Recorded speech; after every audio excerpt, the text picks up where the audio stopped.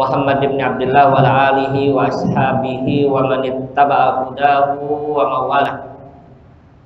Allahumma anfa'na bima 'allamtana wa 'allimna ma yanfa'una wa zidna ilma.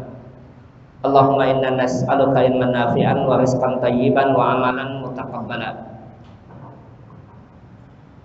Ikhwati wa akhwati fillah, azanallahu wa yakum. Alhamdulillah, puji syukur kita panjatkan kepada Allah Subhanahu wa taala. Salawat dan salam pada Nabi Muhammad sallallahu alaihi wasallam, keluarganya, para sahabatnya, dan siapa saja yang mau mengambil contoh dan teladan pada dirinya hingga yaumul qiyamah. Pada bahasan yang lalu kita telah berada di dalam kitab shalah, ya, kitab tentang salat, babnya tentang salat berjamaah, salatul jamaah.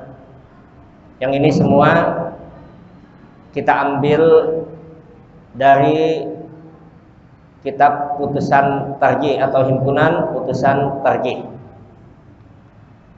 Nah, dalam bahasan yang lalu kita telah mempelajari beberapa ayat dan hadis Nabi Sallallahu Alaihi Wasallam yang menyebutkan kepada kita tentang pentingnya salat berjamaah. Pentingnya salat berjamaah.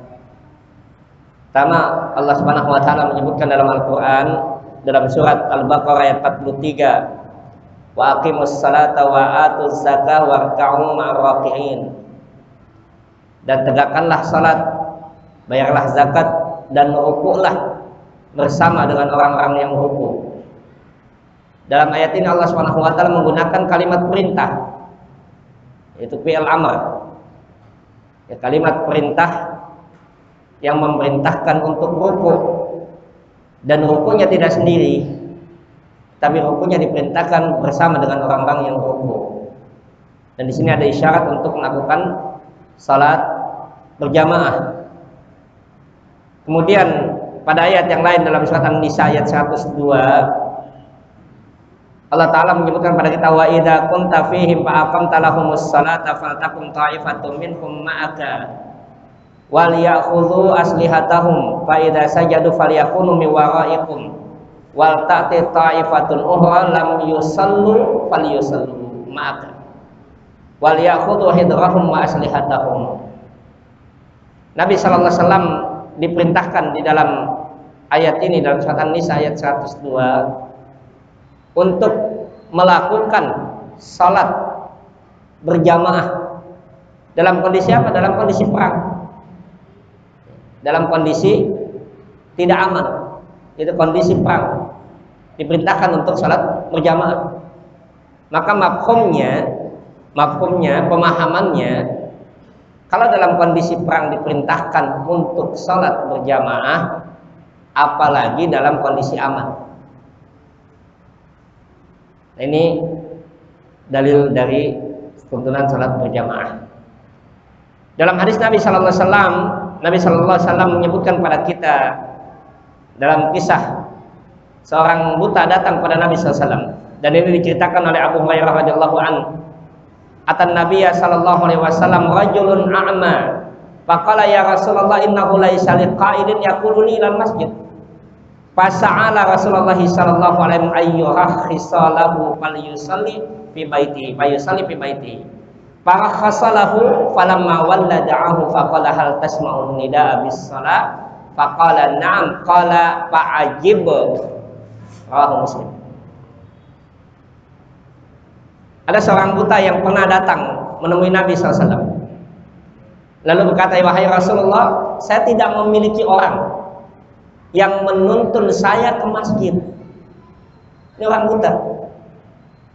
Orang buta datang pada Nabi SAW mengatakan, ya Rasulullah, saya tidak ada orang yang menuntun saya untuk datang ke masjid. Lalu dia minta keringanan, minta rukhsah kepada Nabi SAW untuk sholat di rumah. Dan Rasulullah memberikan rukhsah, memberikan keringanan, sholat di rumah. Ketika orang tadi berpaling untuk kembali ke tempatnya, dia bertanya, apa kamu mendengar panggilan azan? Maka kemudian orang tadi mengatakan, benar ya Rasulullah, saya mendengar panggilan azan. Maka Rasulullah mengatakan kepadanya, fa'ajib, maka kalau kamu masih mendengar panggilan azan, maka jawablah panggilan azan itu untuk mendatangi masjid, menghadiri salat berjamaah. Bayangkan kalau orang buta diperintahkan untuk salat berjamaah oleh Nabi sallallahu alaihi wasallam, apalagi kita selama masih mendengar azan, selama masih mendengar azan yang disebutkan dalam hadis Nabi sallallahu alaihi wasallam tadi.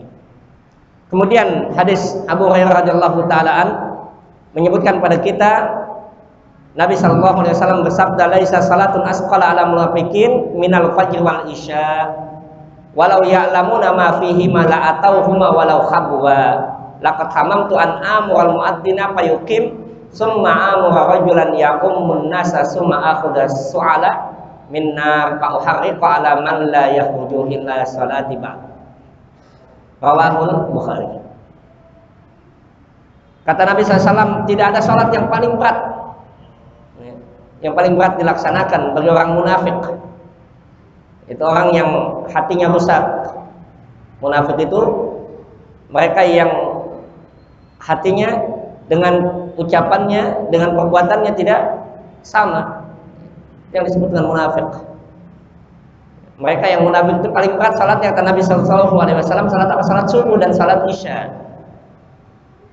Dan yang katakan oleh Nabi sallallahu alaihi wasallam ini, salat subuh dan salat isya itu salat subuh dan isya berjamaah.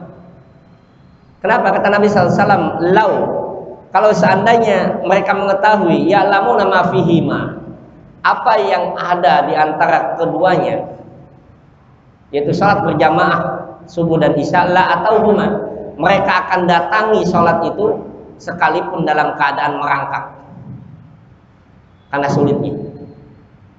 Maka Nabi sallallahu alaihi wasallam mengatakan, aku beringinan untuk memerintahkan seorang muazzin untuk adzan sampai sholat ditegakkan. Lalu aku perintahkan seseorang untuk memimpin sholat, dan kemudian aku akan menyalakan api, menyalakan kayu bakar, dan aku bakar rumah orang yang tidak keluar untuk sholat berjamaah. Ini berat. Maka bahasan yang lalu kita sebutkan apa yang disampaikan oleh para ulama. Ya, ada 3 pendapat para ulama berkait tentang hukum salat berjamaah bagi laki-laki. Hukum salat berjamaah bagi laki-laki, dan ini ada 3 pendapat yang disampaikan oleh para ulama. Yang pertama, menyatakan bahwa salat berjamaah 5 waktu bagi laki-laki hukumnya adalah sunnah muakkadah. Ini sebagian ulama. Dan ini adalah masalah ikhtilaf, masalah khilafiyah di kalangan para ulama. Itu masalah yang debatable, yang memungkinkan terjadinya perbedaan pendapat. Sebagian ulama mengatakan bahwa salat 5 waktu berjamaah bagi laki-laki hukumnya adalah sunnah muakkadah. Yaitu sunnah muakkadah artinya adalah kedudukan hukum di bawah wajib di atas sunnah. Jadi hukumnya di bawah wajib, kedudukannya di atas sunnah. Jadi kedudukan hukum itu di bawah wajib, tidak sampai pada wajib, tetapi dia di atas sunnah yang ditekankan. Muakkad itu maknanya adalah yang ditekankan. Dan ini untuk sebagian ulama menyebutkan tentang salat berjamaah. Kemudian yang kedua, ada sebagian ulama menyebutkan bahwa salat berjamaah bagi laki-laki mukim, bukan dalam keadaan safar. Itu dia bertempat tinggal, tidak dalam bepergian. Kenapa? Karena dalam safar, dalam bepergian ada rukhsah, ada keringanan untuk dia tidak menghadiri salat berjamaah.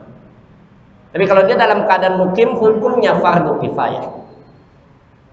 Ini sebagian pendapat barat. Fardu kifayah maknanya adalah kewajiban individual, bukan kewajiban kolegial, bukan kewajiban individual. Kalau fardu ain adalah kewajiban individual. Kalau fardu kifayah kewajiban kolegial. Apa artinya? Kalau sebagian sudah melaksanakan sholat berjamaah, maka sebagian yang lain tidak berdosa. Dan kalau sebagian tidak mengerjakan sholat berjamaah, kalau seluruhnya tidak mengerjakan sholat berjamaah, maka seluruh tempat itu dia berdosa. Itu yang disebut dengan fardu kifayah. Fardu kifayah maknanya adalah kewajiban kolegial, kewajiban bersama. Yang ketiga, menghadiri salat berjamaah bagi laki-laki hukumnya fardhu ain. Berat lagi. Fardhu ain itu apa artinya? Fardhu ain maknanya adalah kewajiban yang individual, kewajiban tiap orang. Kalau fardhu ain maka berdosa kalau orang meninggalkan salat berjamaah. Ini 3 kaul para ulama tentang hukum salat berjamaah. Dalam hal ini majelis tarjih menetapkan bahwa hukum salat berjamaah bagi laki-laki hukumnya adalah sunnah muakkadah. Sekalipun dalam prakteknya tadi saya tuliskan di sini al-khuruj minal khilaf mustahab. Itu kaidah fikih. Bagi seorang yang memahami usul fiqh, dia akan mengatakan bahwa al-khuruj minal khilaf mustahab, yaitu keluar dari perselisihan adalah tindakan yang disukai. Bahkan Syekh Amin As-Sinkiti menyebutkan pada kita bahwa ketika kamu mendapati perselisihan dalam hal ini, maka kaidah fikihnya adalah hadis Nabi sallallahu alaihi wasallam. Apa hadis Nabi sallallahu alaihi wasallam? Da'ma yaribuka ila ma la yarib. Tinggalkan yang meragukan, ambil yang tidak meragukan. Yang meragukan, yang diperselisihkan adalah hukumnya. Itu ditinggalkan. Yang tidak diperselisihkan bahwa Nabi Shallallahu Alaihi Wasallam tidak meninggalkan sholat berjamaah. Jadi ini dalam prakteknya, Sekalipun hukum sholat berjamaah itu disampaikan oleh para ulama, ada khilaf di dalamnya, dan dalam hal ini majelis tarjih menguatkan pendapat bahwa hukumnya adalah sunnah muakkadah bagi laki-laki. Yang kedua, kemarin pada pembahasan yang lalu kita telah membahas hukum wanita menghadiri jamaah di masjid. Nah, ini hadis Ummu Salamah. Nabi sallallahu alaihi wasallam bersabda, kata Nabi sallallahu alaihi wasallam, khairu masajidun nisa qa'ru buyutihinna. Sebaik-baik tempat sujud wanita adalah di bilik rumahnya. Rawahu Ahmad wa Tabrani fil Kabir. Sebaik-baik tempat sujud bagi wanita adalah di biliknya. Dan ini disebutkan dalam catatan para ulama. Ada seorang yang bernama Ibnu Lahiyah. Siapa Ibnu Lahiyah itu? Orang yang dia banyak meriwayatkan hadis-hadis yang tidak dipakai oleh para ulama. Maka dalam tentang salat wanita, tentang salat wanita bagi wanita yang dia menghadiri masjid untuk salat berjamaah, kita lihat dan kita dapatkan hadis Nabi sallallahu alaihi wasallam yang kita dapatkan dalam riwayat muttafaqun alaih, muttafaqun alaih. Dalam hadis muttafaqun alaih disebutkan la tamna'un nisaa musallahunna ma'al ilmi annal jama'ata afdalu liqauli sallallahu alaihi wasallam la tamna'u ima'allahi masajidallah. Nabi sallallahu alaihi wasallam bersabda, jangan kamu larang kaum wanita-wanita untuk mendatangi masjid Allah. Itu selama dalam apa? Kondisi aman, tidak menimbulkan fitnah, tidak mengganggu, tidak ada gangguan, tidak ada hal yang memudaratkan. Maka kaum wanita dia hukumnya digemarkan untuk dia salat berjamaah sebagaimana kaum wanita di masa Nabi sallallahu alaihi wasallam.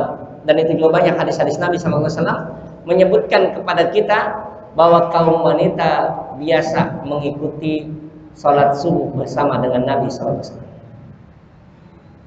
Ini tentang hukum wanita yang menghadiri masjid.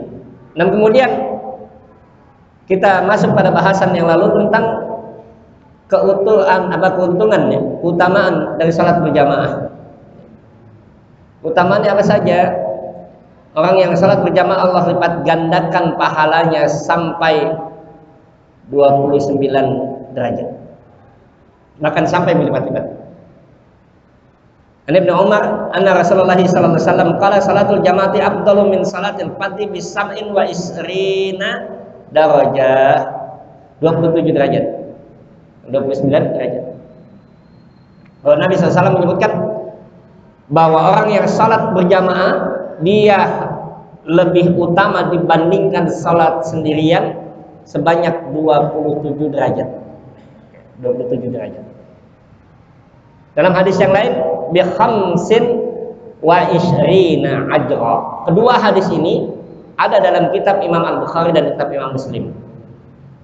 Yaitu bahwa orang yang salat berjamaah, kata Nabi sallallahu alaihi wasallam, dia memiliki ganjaran 25 ganjaran. Dalam hadis Ummu Salamah, Abdullah bin Umar menyebutkan pada kita bahwa Nabi sallallahu alaihi wasallam menyebutkan 27 derajat. Apa bedanya? Kemarin kita telah bahas bahwa kalau Al-Quran dan hadis Nabi sallallahu alaihi wasallam menyebutkan tentang kata ajran, maknanya apa? Maknanya adalah ganjaran catatan amal yang akan memberatkan amalnya nanti di yaumul qiyamah. Itu ajran. Tapi kalau Al-Quran dan hadis Nabi SAW menyebutkan darajat, maknanya adalah kedudukannya di surga. 27 kali tingkatannya lebih tinggi dibandingkan mereka yang sholat sendirian. Di mana? Di yaumul qiyamah. Itu dalam kehidupan surga.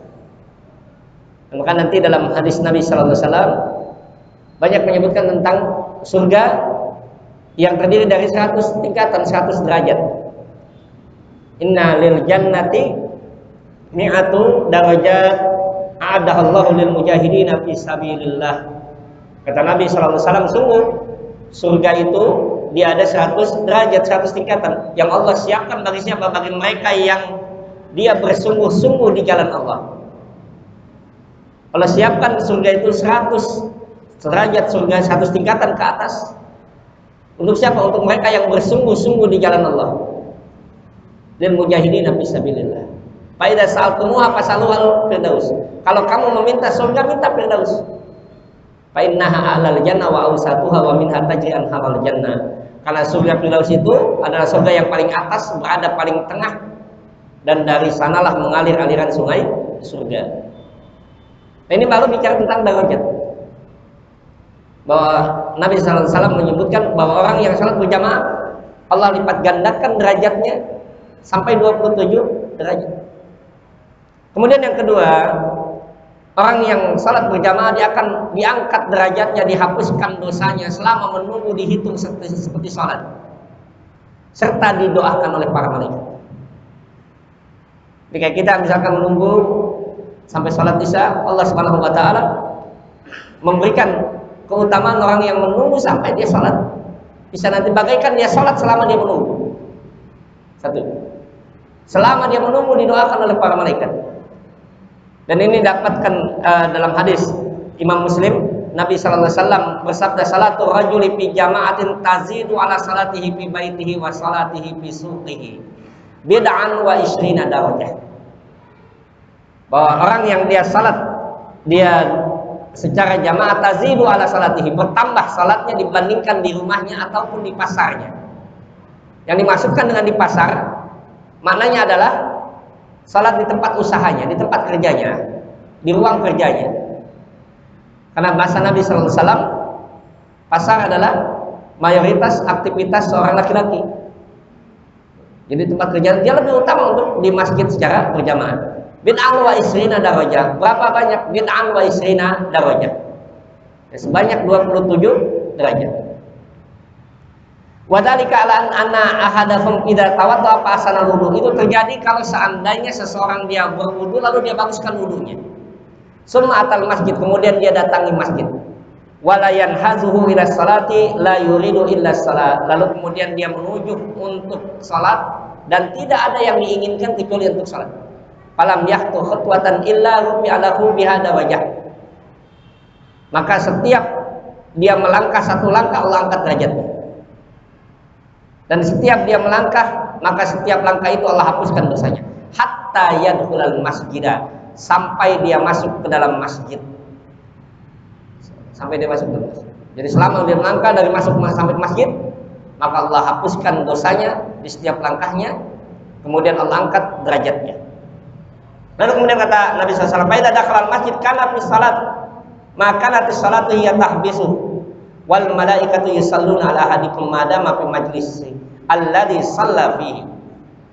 Kata Nabi sallallahu alaihi wasallam, maka selama dia menunggu salat itu dia bagaikan dihitung bagaikan salat selama dia menunggu.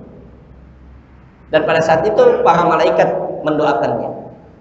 Apa yang dibacakan doa oleh para malaikat? Allahumma arhamhu, Allahumma ighfir lahu, Allahumma tub alaihi, ma lam yu'ti bihi ma wa ma lam yuhdith bihi. Malaikat akan mengatakan, Allahumma ya Allah, berilah rahmat kepadanya, ya Allah berilah ampunan kepadanya, ya Allah terimalah taubatnya selama dia tidak berhadas, selama dia tidak berhadas, selama dia tidak berhadas, tidak melakukan gangguan. Dia konsentrasi untuk zikir, dia konsentrasi untuk membaca Quran, untuk menuntut ilmu. Ini dia terutama. Kemudian orang yang salat berjamaah, kata Nabi Shallallahu Alaihi Wasallam, berarti telah menjaga sunnah Rasulullah, ya, dan terlepas dari sifat orang munafik. Ini nanti hadis Nabi Shallallahu Alaihi Wasallam menyebutkan pada kita dari Abdullah yang mengatakan, man sarrahu ayyulqallaha ghadan musliman falyuhafid ala haula'is salawati haitsu yunada bihina fa innallaha syara'a li nabiyyikum sallallahu alaihi wasallam sunanal huda wa innahunna min sunanil huda walau annakum shallaitum fi buyutikum kama yusalli hadha al mutakhallif fi baitihi la taraktum sunnata nabiyyikum walau taraktum sunnata nabiyyikum ladalaltum. Kata Nabi SAW, siapa yang berkehendak menjumpai Allah besok, yaitu di yaumul kiamat, sebagai seorang muslim yang ingin bertemu dengan Allah SWT sebagai seorang muslim, hendaklah ia jaga semua salat yang ada. Dimanapun dia mendengar panggilan salat itu, dimanapun dia mendengar panggilan salat, sesungguhnya Allah telah mensyaratkan kepada nabinya kalian sunnah-sunnah petunjuk, dan sesungguhnya semua salat termasuk di antara sunnah-sunnah petunjuk beliau. Salat termasuk syiar, yaitu sunnah yang diajarkan oleh Nabi Sallallahu Alaihi Wasallam. Yang dimaksudkan dengan sunnah itu dikatakan oleh Imam Ibnu Hazm bahwa sunnah itu maknanya, kata Imam Ibnu Hazm, maknanya asiratun Nabi Sallallahu Alaihi Wasallam alladzi kana huwa alaihi wa ashabu.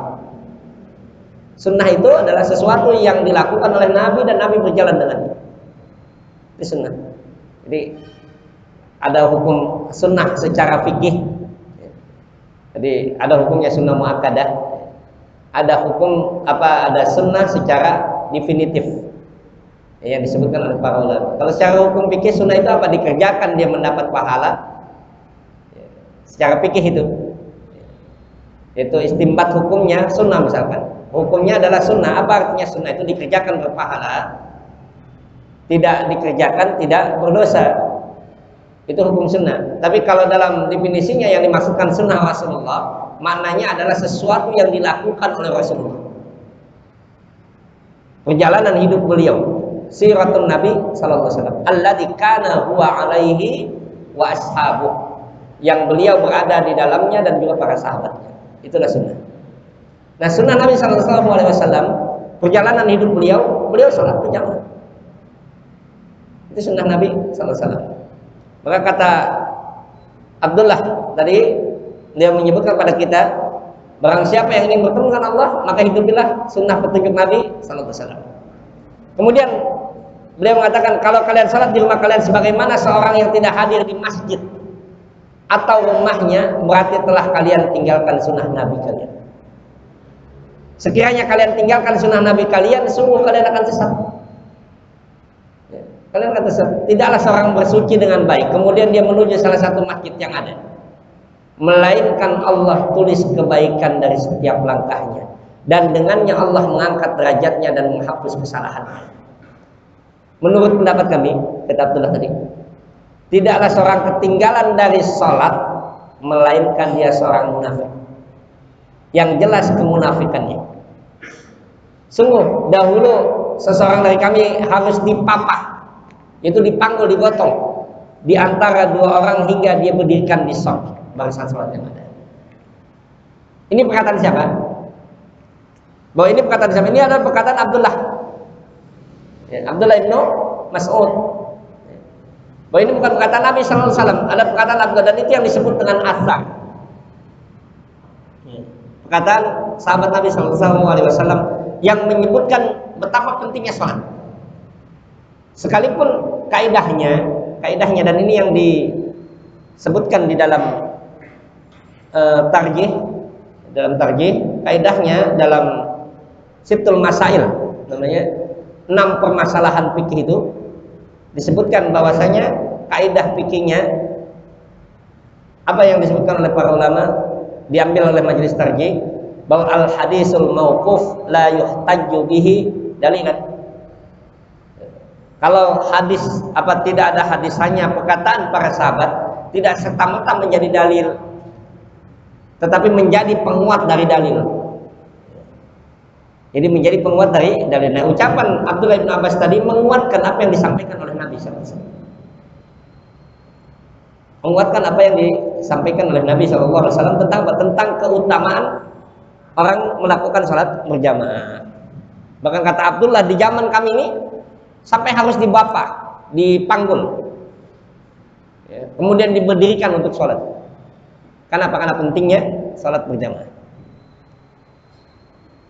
Hadis keutamaan yang berikutnya, orang yang melakukan sholat berjamaah berarti ia telah selamat dari kekuasaan setan.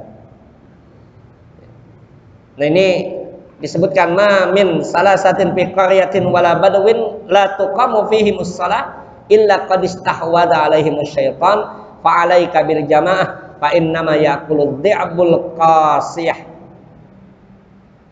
3 orang yang tinggal di satu desa atau pegunungan tanpa menegakkan salat berjamaah. 3 orang itu sebenarnya pasti setan menguasai mereka. Hendaklah kalian melaksanakan salat jamaah, karena serigala biasanya memangsa kambing yang sendirian. Jadi mudah orang yang dia meninggalkan salat berjamaah, dia mudah sekali untuk futur, untuk lepas dari hidayah. Tapi kalau dia salat berjamaah, dia jaga hidayah itu. Dia jaga petunjuk Allah Subhanahu wa taala. Dia lepaskan diri dari pengaruh dan penguasaan setan. Kemudian yang berikutnya, orang yang menghadiri salat berjamaah kelak di hari kiamat akan memperoleh cahaya yang sempurna. Ini dalam hadis Nabi sallallahu alaihi wasallam dalam Sunan Abu Daud. Dan ini disahihkan oleh Al-Albani. Disebutkan pada kita an Buraidah anin Nabi sallallahu alaihi wasallam qala basyiril masya'in bidzulmi ilal masajid bin nurit tami yaumil qiyamah. Kata Nabi sallallahu alaihi wasallam, berilah kabar gembira bagi orang yang berjalan pada malam gelap gulita untuk menuju masjid. Salat apa kira-kira itu, Pak? Kalau malam gelap gulita, salat Isya. Kalau kata Nabi SAW, berilah kabar gembira bagi orang yang berjalan pada malam gelap gulita menuju masjid untuk salat berjamaah, bahwa kata Nabi SAW, bagi mereka cahaya yang sempurna pada hari kiamat nanti. Nah, ini keutamaan. Orang yang salat Isya secara berjamaah seolah-olah dia salat malam, separuh malam. Dan orang yang salat subuh berjamaah seolah-olah dia salat malam seluruh malamnya. Jadi selama malamnya bagaikan dia salat selama ini. Jadi kita salat Isya, nanti insyaallah kalau kita salat, maka selama kita salat Isya tadi cuma 4 rakaat, tapi kita berjamaah, maka bagaikan dia salat sampai subuh. Kalau kemudian kalau dia salat subuh berjamaah tadi, seluruh malamnya dia melakukan salatnya dengan penuh, dengan sunnahnya dan sebagainya. Ini luar biasa. Jadi ini keutamaan diantara salat berjamaah. Orang yang salat berjamaah, kata Nabi sallallahu alaihi wasallam, maka dia akan terbebas dari api neraka dan sifat munafik selama 40 hari. Kalau dia salat berjamaah 40 hari. Itu yang disebut dengan arba'in. Kalau orang suka mengejar arba'in, 40 waktu, 40 waktu salat berjamaah. Kalau ke Madinah, ke Mekah, biasa 40 waktu salat berjamaah. Ini Nabi sallallahu alaihi wasallam menyebutkannya arba'ina yauman. Kata Nabi sallallahu alaihi wasallam, man shalla lillahi arba'ina yauman fi jama'atin yudrikut takbiratal ula kutibat lahu bara'atun minan nari wa bara'atun minan nifaq. Rawahu Tirmidzi. Ya. Kata Nabi sallallahu alaihi wasallam, barang siapa yang sholat berjamaah selama 40 hari. Jadi kenapa 40 hari, Pak? Ya. Banyak para ulama itu menulis rahasia kata 40. Ada yang menulis kitab hadis 40 hadis. Ada yang menulis kitab hadis kitab tentang 40 di usia 40. Ada yang menyebutkan lagi, menuliskan beberapa buku tentang kata-kata 40. Kenapa? Karena 40 ini ada kalanya memiliki keistimewaan di dalam hadis-hadis Nabi sallallahu alaihi wasallam. Nabi sallallahu alaihi wasallam menyebutkan pada kita di sini 40 hari. 40 hari dia sholat berjamaah terus-menerus, kutibat lahu bara'atan, maka akan dibebaskan darinya dari dua hal. Apa yang pertama? Dibebaskannya dari api neraka dan dibebaskannya dari sifat munafik. Sebagian para ahli habit kebiasaan itu menyebutkan bahwa orang yang melakukan terus-menerus 40 sesuatu itu dengan rutin, 40 kali dia lakukan dengan rutin itu, maka itu akan menjadi kebiasaannya. Maka nanti ada metode menghafal Quran yang diajarkan oleh sebagian ulama, 40 kali dibaca berulang. Bukan dihafalkan, dibaca saja 40 kali. Menurut para ahli, kalau dia seseorang membaca Al-Quran 40 kali, berulang 40 kali, tanpa dia menghafalkannya, maka selemah-lemahnya otak yang dia miliki, maka 40 kali dia ulang itu dia akan hafal. Itu penelitian. Orang yang menghafal Quran itu, jangan satu ayat dia baca 40 kali. Kemudian baru masuk ayat yang kedua dia baca 40 kali. Ayat ketiga dia 40. Selemah-lemahnya orang, kalau dia hafal 40, nanti ketika dia terbiasa dia berkurang. Dari 40 menjadi 30, dari 30 dia menjadi 20, dari 20 dia menjadi 10, dari 10 dia menjadi 5 kali dia baca sudah hafal. Ini rahasia di mana 40. Rasulullah SAW menyebutkan pada kita 40. Kemudian yang berikutnya, orang yang menghadiri salat berjamaah khususnya Isya dan subuh akan memperoleh keuntungan yang tidak ternilai. Kata Nabi sallallahu alaihi wasallam, seandainya manusia mengetahui apa kebaikan yang terdapat pada adzan dan saf awal, saf yang pertama, lalu mereka tidak mendapatkannya kecuali dengan undian, dia tidak akan bisa memperoleh itu kecuali dengan undian. Mereka akan lakukannya. Lalu Nabi sallallahu alaihi wasallam menyatakan, walau ya'lamuna ma fit tahdiri, kalau seandainya mereka mengetahui kebaikan yang terdapat pada salat Isya dan subuh, niscaya mereka akan datangi walaupun dengan merangkak. Ini berat biasanya Isya dan subuh, apalagi di Indonesia. Di Indonesia gerakan subuh berjamaahnya itu masih kurang. Gerakan salat berjamaahnya secara umum masih kurang, apalagi salat subuh dan Isya. Nah, ini diantara keutamaan. Kemudian kemarin kita masuk tentang bab adab salat berjamaah. Jadi ada adabnya, nanti sebelum masuk kaifiatnya ada adabnya. Yang pertama kemarin kita bahas bahwa adab berjamaah hendaknya dilaksanakan di masjid. Jadi di antara adabnya dilaksanakan di masjid. Kenapa? Karena dia termasuk apa? Termasuk menghidupkan dan memakmurkan masjid. Kata Allah Subhanahu wa taala dalam Al-Qur'an, innama ya'muru masajidallah man amana billahi wal yaumil akhir wa aqamas shalah wa ataz zakah wa lam yakhsha illallah fa asa ulaika ayyakunu minal muhtadin. Allah sampaikan, hanyalah innama itu harfu hasr, huruf pembatas, yaitu membatasi kalimat. Apa maknanya? Tidak ada yang lain yang memakmurkan masjid itu, tidak ada yang lain kecuali siapa? Orang yang beriman kepada Allah dan hari kemudian, orang yang menjaga sholat, orang yang menunaikan zakat, dan tidak takut kepada siapapun kecuali Allah Subhanahu wa taala. Siapa mereka? Orang yang memakmurkan masjid. Ini luar biasa. Jadi menghidupkan masjid dengan apa? Dengan salat berjamaah. Kemudian hadis Nabi Shallallahu Alaihi Wasallam, ya, dan ini sudah kita bahas tadi langkah-langkah orang yang salat masjid. Bahkan bukan hanya salat di masjid, tetapi diupayakan untuk memilih masjid yang lebih banyak jamaah. Masjid raya yang banyak jamaah. Jangan kita datang ke masjid yang azan dia, yang imam dia, yang makmumnya juga dia juga. Banyak masjid-masjid kita begitu, ironis itu ya. Apalagi kalau subuh, ya. Kalau subuh itu yang azan dia, yang iqamat dia, yang imam satu makmumnya. Banyak waliyadzubillah.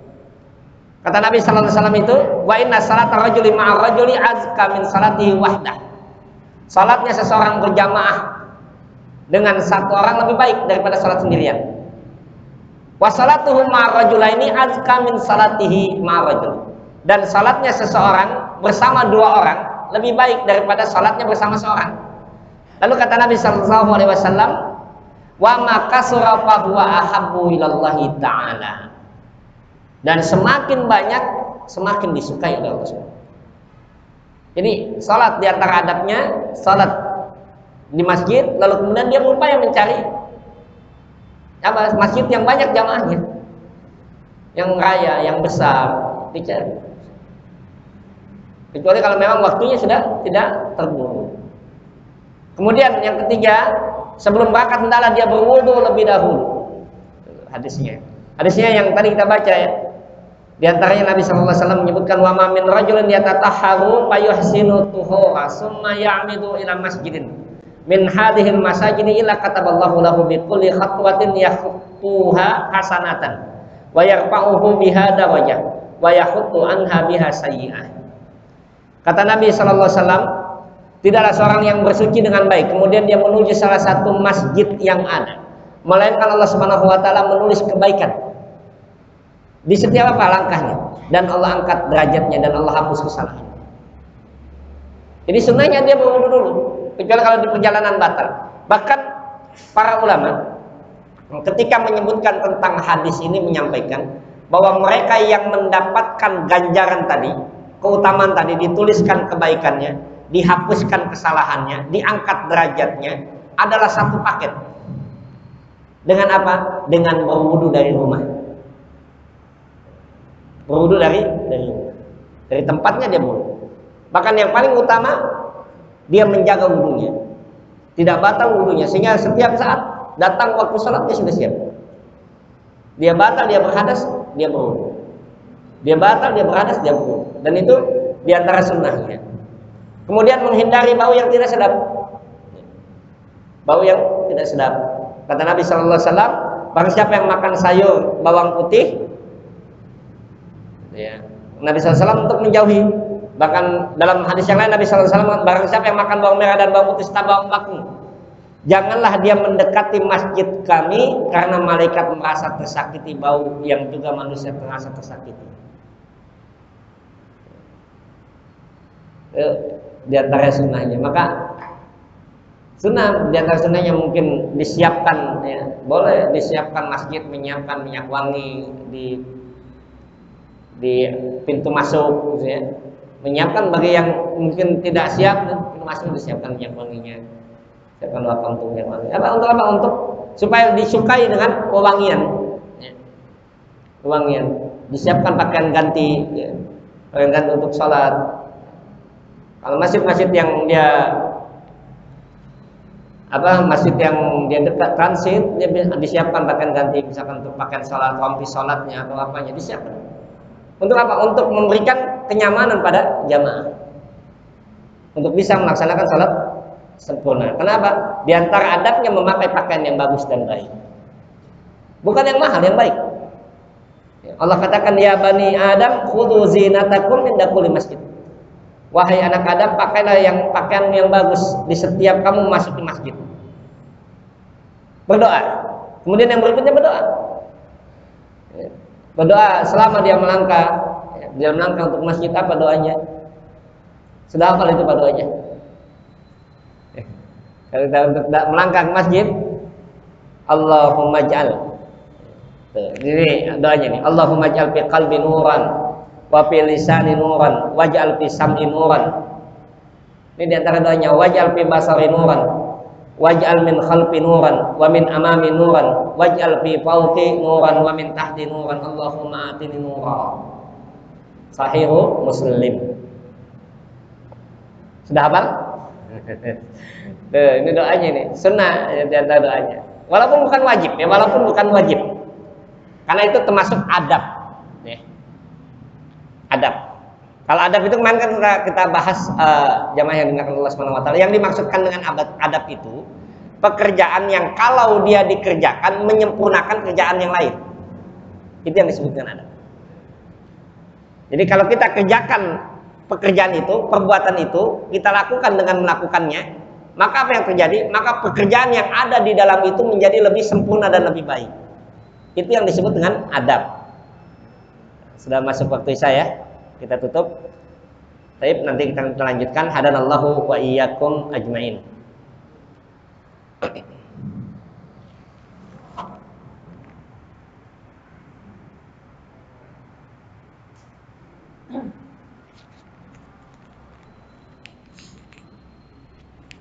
Allahu Akbar, Allahu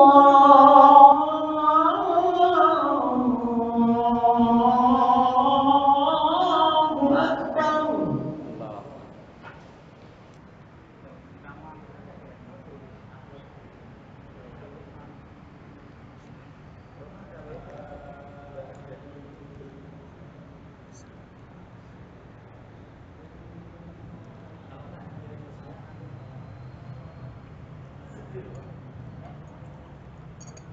Di kompet aja, di kompet nggak bisa.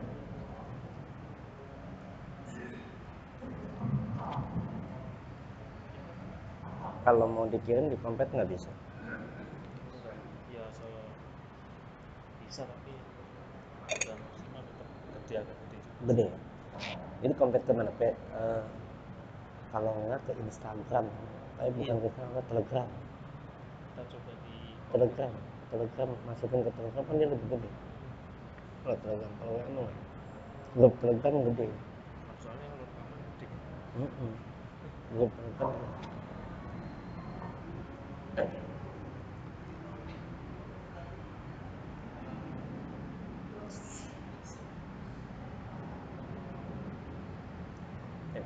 Bismillahirrahmanirrahim. Alhamdulillah wassalatu wassalamu ala Rasulillah man la nabiyya ba'dah Muhammad ibn Abdullah wa ala alihi wa ashabihi wa mawala. Ikhwani wa akhwati fillah, Allah wa yakum.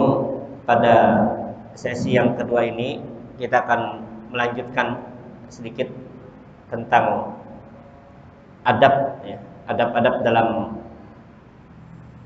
memasuki masjid atau untuk salat berjamaah. Dan sekali lagi bahwa yang dimaksudkan dengan adab, kata para ulama adalah satu pekerjaan yang kalau dia dikerjakan maka akan menyempurnakan pekerjaan yang lain. Itu yang disebut dengan adab. Pada sesi yang pertama kita telah sampai pada poin yang ke-6 ya, yaitu berdoa. Dan ini ada di dalam hadis riwayat Imam Muslim. Allahumma ja'al fi qalbi nuran wa fi lisani nuran waj'al fi sam'i nuran waj'al fi basari nuran waj'al min khalfi nuran wa min amami nuran waj'al min fawqi nuran wa min tahti nuran. Allahumma a'tini nuran.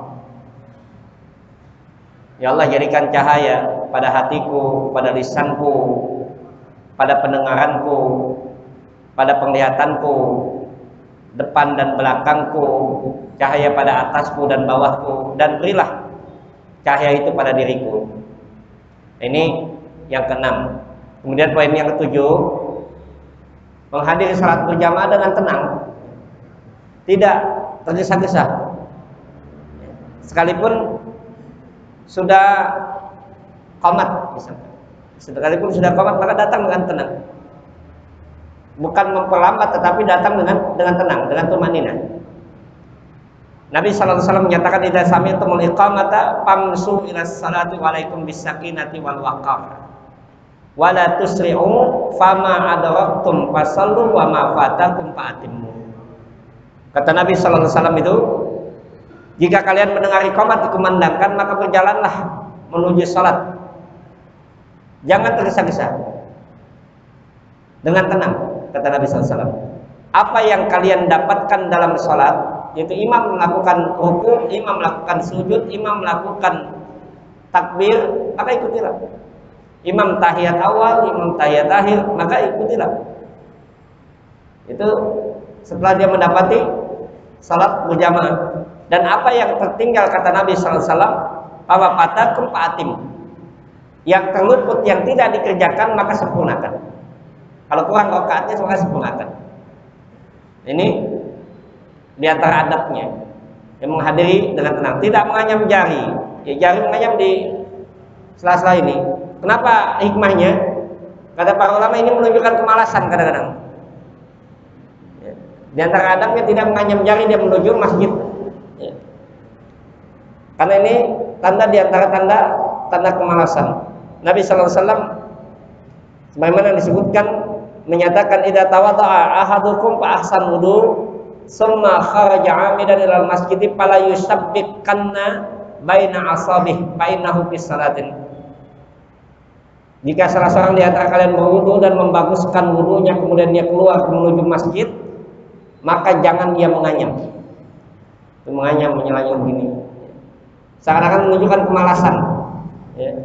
Ini disebutkan oleh para ulama ketika mensyarah menjelaskan hadis ini bahwa larangan ini menunjukkan akan kemalasan orang menghadiri sholat berjamaah sambil mulut, ya. Ya. Ini menunjukkan bentuk kemalasan. Kemudian masuk masjid dengan mendahulukan kaki kanan dan keluar dengan mendahulukan kaki kiri sambil berdoa apa? Di antara doanya Nabi sallallahu alaihi wasallam berdoa dengan apa? Allahumma ftah li abwaba rahmatik. Ini di antara doanya. Kata Nabi SAW termasuk sunnah, ya, kata Abdullah bin Malik, dia masuk masjid agar dimulai dengan kaki kanan dan keluar dengan kaki kiri. Nah ini hadisnya Nabi SAW menyebutkan apabila beliau masuk masjid beliau mengucapkan a'udzubillahil azim wa wajhil karim wa sultanihil qadim minasyaitonir rajim. Ini di antara doanya juga. Kemudian berikutnya apabila beliau masuk masjid beliau mendoa bismillah wassalamu ala rasulillah Allahumma ighfirli dhunubi waftah li abwaba rahmatik. Ini redaksinya dengan kalimat bismillah wassalamu ala rasulillah Allahumma ighfirli dhunubi waftah li abwaba rahmatik. Dan jika kamu keluar masjid mengucapkan bismillah wassalamu ala rasulillah Allahumma ighfirli dhunubi waftah li abwaba fadlika. Ini doanya. Kalau biasanya kita Allahumma iftah li abwaba rahmatika atau Allahumma iftah li abwaba fadlika ketika keluar. Tuh, kalau dalam hadis redaksi Sunan Ibnu Majah ini redaksinya dengan kalimat menggunakan bismillah wassalamu ala rasulillah Allahumma ighfirli dhunubi waftah li abwaba rahmatik. Ada tambahan bismillah wassalamu ala rasulillah. Ini di antara Allahumma ighfirli dhunubi waftah li abwaba fadlika ketika keluar. Mau dipoto. Nah ini redaksi yang biasa kita baca. Hadis yang berikutnya redaksi yang biasa kita baca. Ini ada dalam riwayat Imam Muslim. Allahumma iftah li abwaba rahmatika.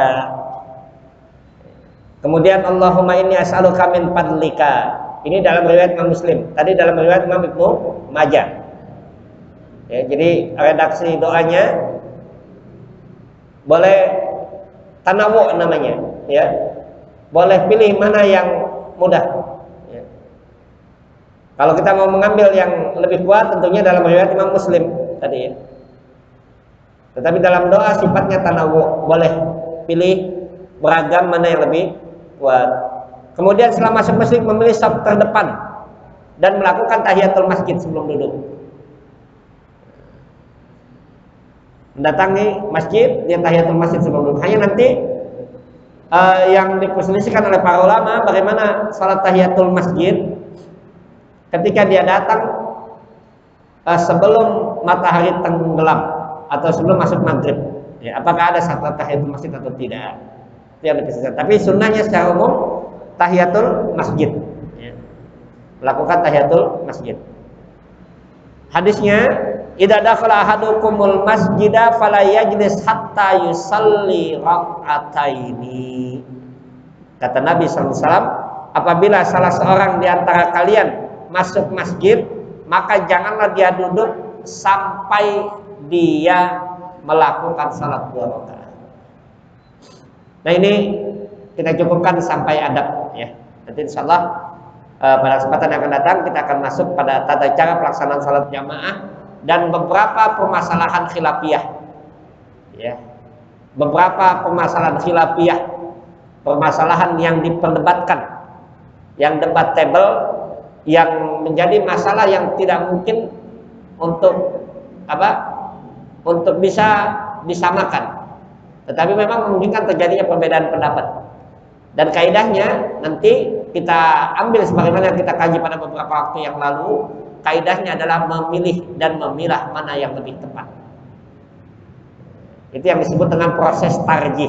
Maka di Muhammadiyah disebut dengan majelis tarjih. Bagaimana memilih dan memilah yang lebih tepat setelah melihat pendapat para ulama. Mana yang lebih tepat? Ketepatan satu pendapat itu nanti ada 2. Insya Allah akan kita kaji pada kesempatan yang akan datang. Ya. Mungkin ada yang ingin tanyakan di antara kajian kita pada malam ini, dipersilakan. Ada yang ingin ditanyakan, padahal siap. Padahal.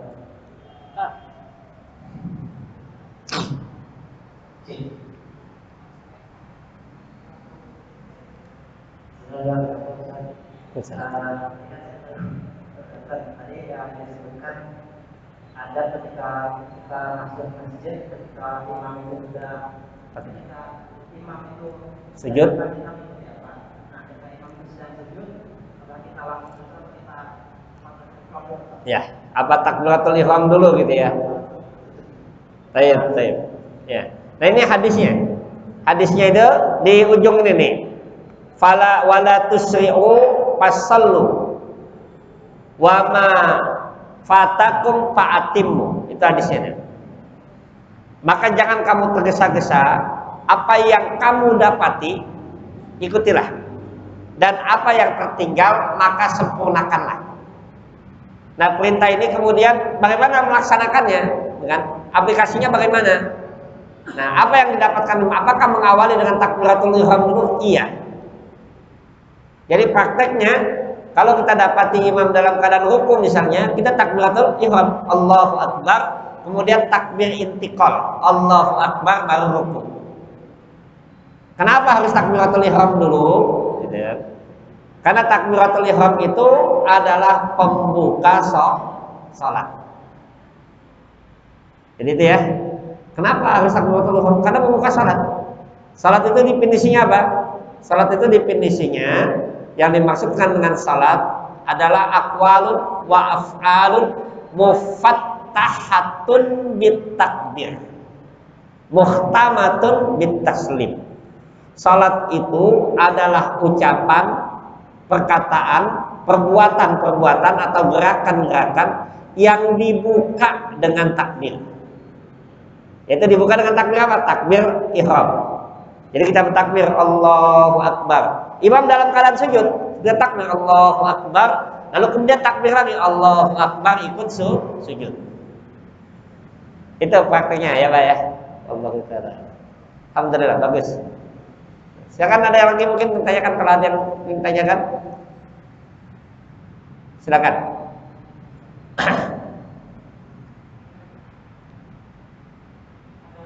Ada lagi? Kalau tidak ada kita cukupkan. Ada lagi? Ada ya, silakan. Silakan.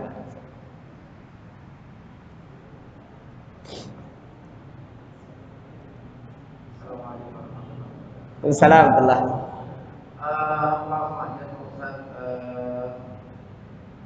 Kita mendapati di beberapa masjid kan ada tiang seperti ini ya.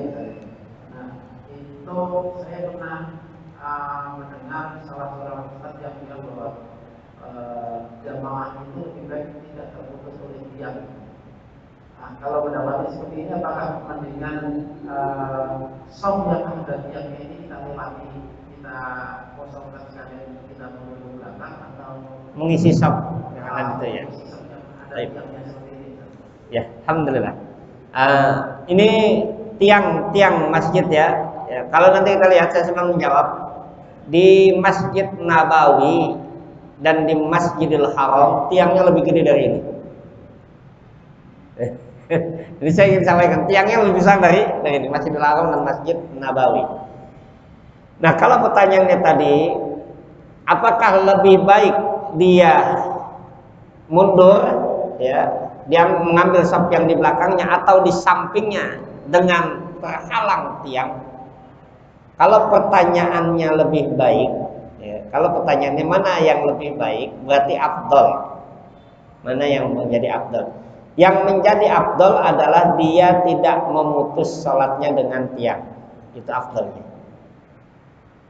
Tapi kalau misalkan sebelah tiang tadi sudah ada satu orang, maka afdolnya dia mengisi yang sana.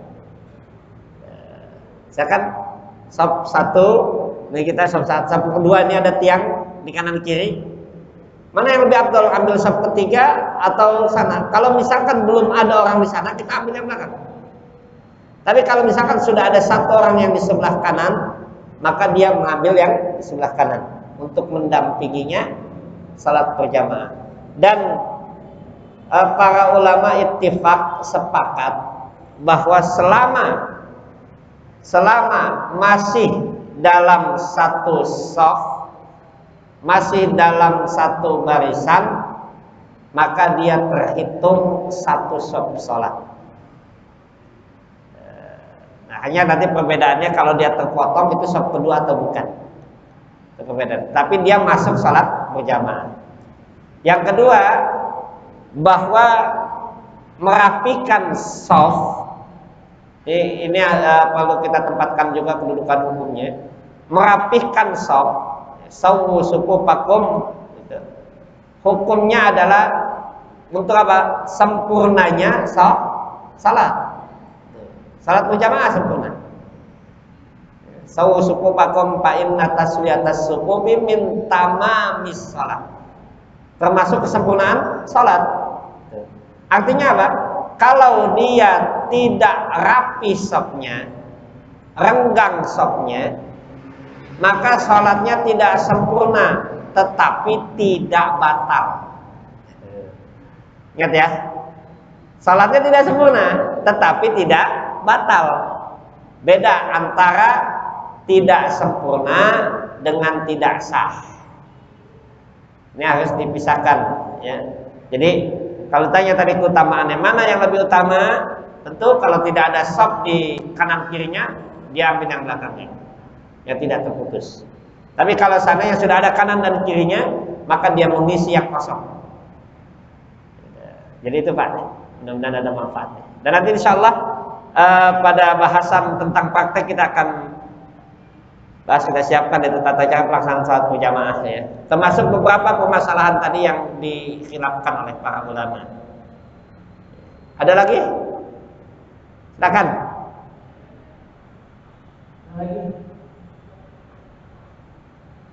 Kalau tidak ada kita tutup ya Pak ya. Baik. Oke gitu. Kalau tidak ada kita tutup. Kita tutup dengan membaca subhanakallahumma wa bihamdik asyhadu an la ilaha illa anta astaghfiruka wa atubu ilaik. Alhamdulillahirabbil alamin. Assalamualaikum warahmatullahi wabarakatuh.